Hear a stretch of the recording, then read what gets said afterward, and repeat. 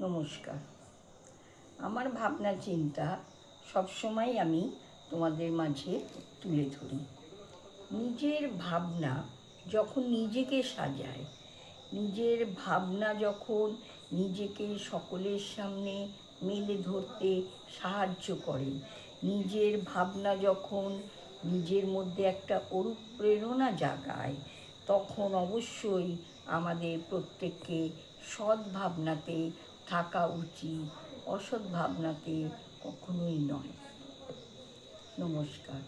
আমার বলা কথা যদি ভালো লাগে তাহলে প্লিজ আমার পেজটাকে লাইক, কমেন্ট, শেয়ার ও সাবস্ক্রাইব করে দিন। ধন্যবাদ। নমস্কার। আমার ভাবনা চিন্তা সবসময় আমি তোমাদের মাঝে তুলে ধরি।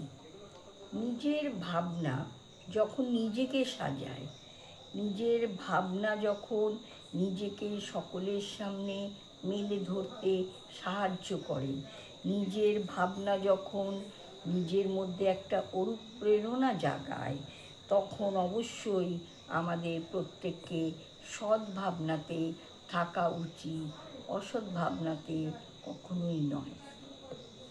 নমস্কার।